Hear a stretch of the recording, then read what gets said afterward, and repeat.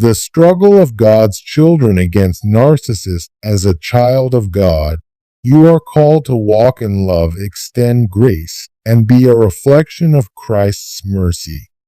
But what happens when your kindness is met with manipulation?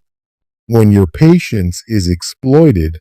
When your forgiveness becomes a weapon in the hands of someone who has no intention of changing? Many believers fall into the dangerous trap of thinking that if they just show enough love, if they just endure a little longer, if they just explain themselves better than the narcissist their life will change. But that is it does. Caption: the Bible warns us in Matthew 7:6 not to throw our pearls before swine lest they trample them underfoot and turn to attack us. The narcissist does not operate on the principles of love, respect, or mutual understanding. They are driven by one thing: control. Your kindness is not seen as a virtue, it is seen as an opportunity. Your patience is not met with gratitude, it is met with entitlement. This is why today's message is so important. It is time to stop being nice to a narcissist and do this instead. If you have spent years drained, manipulated, and emotionally exhausted by someone who takes but never gives, who deceives but never repents, then it is time to wake up to the truth. Jesus did not allow himself to be manipulated by the Pharisees, and you must not allow yourself to be manipulated by a narcissist. Today, we will break the cycle. We will expose the tactics of narcissists and uncover the biblical wisdom to walk in freedom. The moment you stop playing their game, the moment you refuse to let them dictate your worth, you will regain your peace. And that is when the narcissist loses all power over you. One, a masochist does not operate by God's principles. As believers, we are called to love, to serve, and to walk in humility. We assume that others approach relationships with the same values: mutual respect, honesty, and care. But what if I told you that a narcissist does not see the world the same way you do? You engage with them in good faith, believing that if you treat them well, they will return the favor. Was assume that if you are patient, they will appreciate your kindness. But a narcissist is not playing the same game. You are playing. A narcissist's primary focus is not love, it is power. They do not seek relationships based on trust. They seek relationships where they hold control. They are not interested in genuine connection. They are interested in what they can extract from you, whether that be attention, admiration, or submission. This is why you will notice patterns in their behavior. They will distort reality to serve their narrative. They will gaslight you to make you question your own perceptions. They will undermine your confidence so that you become more dependent on their validation. They will never feel guilt for their actions because they do not approve. 8. On the same moral framework that you do, the Bible warns us about people like this. To Timothy 3:2-5 describes them clearly. People will be lovers of themselves, lovers of money, boastful, proud, abusive, disobedient to their parents, ungrateful, unholy, having a form of godliness, but denying its power. Have nothing to do with such people. What should you do? Many Christians make the mistake of thinking that if they just show more love, more patience, more understanding, the narcissist will eventually change. But that is an illusion. A narcissist does not respond to reason or morality. They respond only to consequences.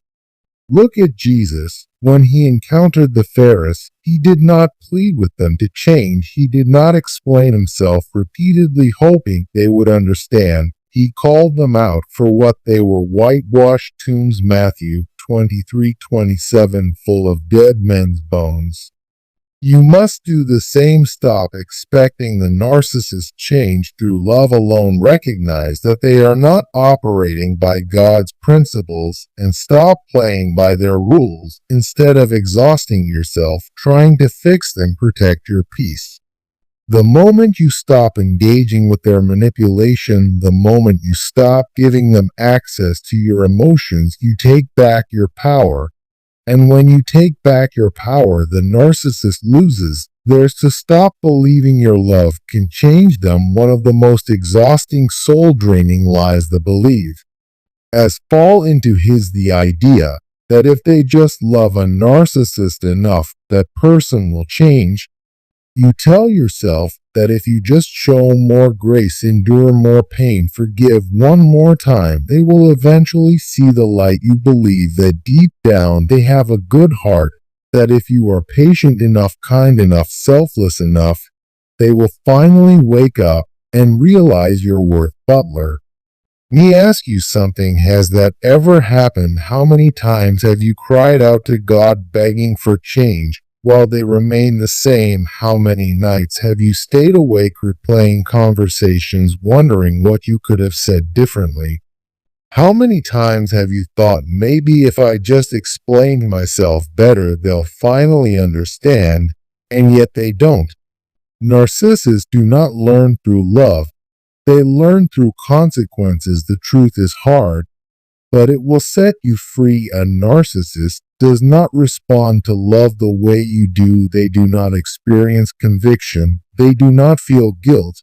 They do not reflect on their actions and seek to grow. Why? Because their pride will not allow them to. The Bible warns us about people like this in Proverbs 26:11. As a dog returns to its vomit, so a fool repeats his folly. A narcissist will not change because change requires humility, and humility is the one thing they cannot afford to. Admit wrongdoing would mean surrendering their false sense of superiority. To truly love, they would have to let go of control. And that is something they will never do. Instead, they blame you for their actions, move the goalposts, so that no matter how much you give, it's never enough, and play the victim when confronted, twisting the narrative to make you the villain. Worse yet, they weaponize your faith against you, making you feel guilty for not being loving enough. But let me tell you something. Jesus never begged the Pharisees to change. He never exhausted himself trying to prove his love to them. He never pleaded for their approval. Instead, he spoke the truth and walked in his purpose, and when they refused to hear, he left them to their own destruction. In Matthew 15:14, Jesus said, "Let them alone, they are blind guides, and if the blind leading the blind, both will fall into a pit." Some of you need to let them alone. You have wasted years, maybe even decades, believing that if you just did enough, they would change. But they weren't, not because God can't change them, but because they don't want to stop trying to prove your worth to someone who refuses to see it. Stop expecting a breakthrough that will never come. Stop giving your love to someone who treated like a tool to manipulate you. Your love is precious. Your kindness is sacred. Your ability to forgive is a reflection of Christ. But even Christ set boundaries. Jesus gave his love freely, but he did not allow himself to be manipulated. He healed those who wanted healing. He forgave those who sought forgiveness. But those who rejected him, he did not chase after them. And neither should you. It's time to walk away. Some of you are waiting for an apology that will never come. Some of you are holding on to hope that they will change. Some of you think that if you just endure a little longer, things will be different. But God did not call you to suffer at the hands of a narcissist. Let them go. Walk away. Choose freedom. Comment below with the words, "I choose freedom." If this message spoke to you, recognize their tactics and stop playing the game. A narcissist does not operate on truth. They operate on illusion and manipulation. You may think you are having an honest conversation, hoping for clarity, seeking resolution, or trying to fix a misunderstanding, but the narcissist has a completely different goal. They are not looking for peace. They are looking for power. They do not seek truth. They seek control. And the more you engage, the deeper they pull you into their web of deception. One of the greatest mistakes believers make is thinking that if they can just explain themselves well enough, the narcissist will finally understand. But the problem is not that they don't understand, it's that they don't care. They are not searching for common ground, they are testing how much control they still have over you. The station is a game, and the moment you start defending yourself, explaining yourself, or justifying yourself, you have already lost. The Bible warns us against engaging with fools. Proverbs 26:6 says, "Do not answer a fool according to his folly, or you yourself will be just like him." The narcissist thrives on conflict because conflict gives them power. They use predictable psychological tactics to keep you off balance, to make you doubt yourself, and to weigh you down emotionally. One of the most insidious tactics is gaslighting, writing reality, so that you question your own memory, your own judgment, even your own sanity.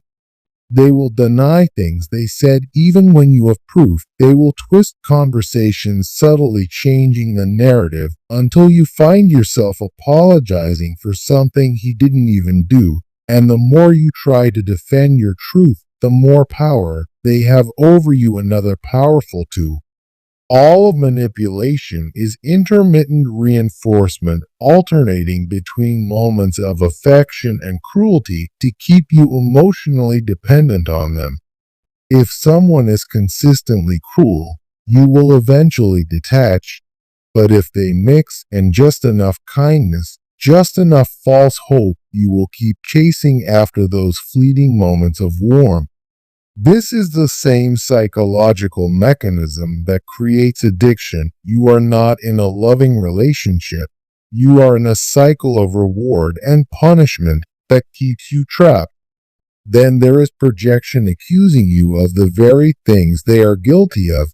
If they lie, they will call you dishonest. If they manipulate, they will say you are controlling. If they are emotionally unstable, they will tell you that you are irrational. This serves two purposes. First, it keeps you so busy defending yourself that you don't have time to recognize what is really happening.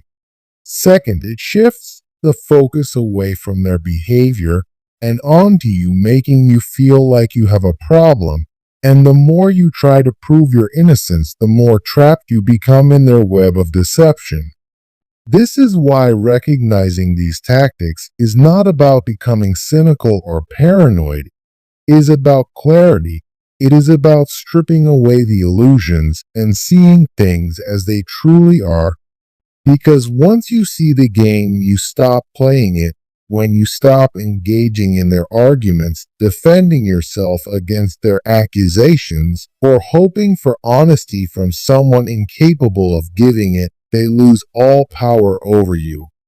The Bible tells us in John 8:32, "Then you will know the truth, and the truth will set you free." And the truth is this: a narcissist cannot manipulate someone who refuses to be manipulated. If you want to stop being controlled, stop being drained, and stop being deceived, then step one is simple. See the narcissist for who they truly are, not who you wish they were, because reality, as painful as it sometimes is, will always serve you better than a comforting lie. For set boundaries and enforce them without fear. A narcissist will never respect your boundaries unless you enforce them with ennui, over and conviction. Many believers make the mistake of thinking that simply stating their boundaries is enough, that if they clearly communicate their limits, the narcissist will honor them.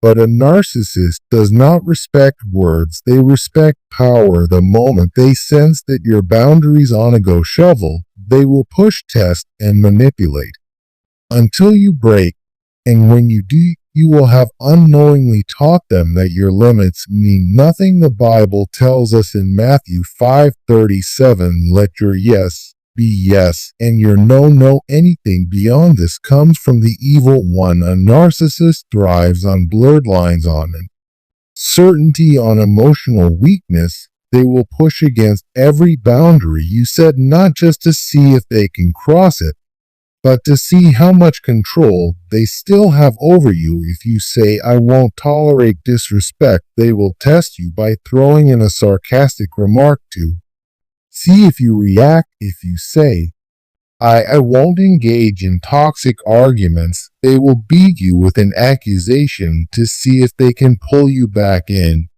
Their goal is not just to cross your boundaries, it is to make you doubt whether you even have the right to set them. This is why half measures do not work. If you set a boundary, but allow them to break it without consequence, you reinforce the very behavior you are trying to stop. If you say, I won't be spoke, come to that way, but then continue the conversation. When they disrespect you, you have communicated that your boundary is meaningless. If you say, I won't tolerate lying, but then stay in the relationship despite repeated deception, you have shown them that there are no real consequences for their behavior. Enforcing boundaries means being willing to walk away. It means removing yourself from toxic conversations, refusing to engage in pointless arguments, and cutting off access when necessary. It means understanding that you do not owe anyone endless chances to mistreat you. Jesus himself set boundaries. He confronted those who were deceitful and manipulative, but he did not chase after them, beg them to change, or allow their poison into his spirit. In Matthew 10:14, he instructed his disciples, if anyone will not welcome you or listen to your words, leave that home or town and shake the dust off your feet. Some of you need to shake the dust off your feet, but here's where many people struggle. Because setting and enforcing boundaries comes with a price. The moment a narcissist realizes that the usual tactics are no longer working, they will escalate their behavior. This is known as an extinction burst, a desperate attempt to regain control when they feel it slipping away. If they used to manipulate subtly, they might become openly aggressive. If they used to guilt trip you, they might play the victim more dramatically. If they used to rely on charm, they might switch to outright house. Still at heat, they will do whatever it takes to pressure you into breaking your own boundaries, because if they can get you to back down just once, they know they still have power over you. This is why you must expect resistance and refuse to give in. You must decide that no matter how much they push your bounds, these are not up for negotiation. This does not mean being cruel or vengeful. It means valuing your own peace enough to protect it. Your worth is not determined by a narcissist's reaction to your boundaries. The only approval you need comes from God. And when you finally force your limits with conviction, something incredible happens. The narcissist loses their grip on you. Their words lose their sting. Their manipulation loses its power. You reclaim the strength that God gave you. And that is a freedom worth fighting for. 5. Detach and find your worth in Christ. A narcissist conditions you to believe that your value comes from their approval. Over time, you begin to modify your behavior to avoid their criticism, seeking even the smallest sign of validation from them. You walk on egg shells, carefully choosing your words, constantly adjusting your actions, hoping that if you just do everything right, they will finally respect you, appreciate you, or treat you with the love you deserve.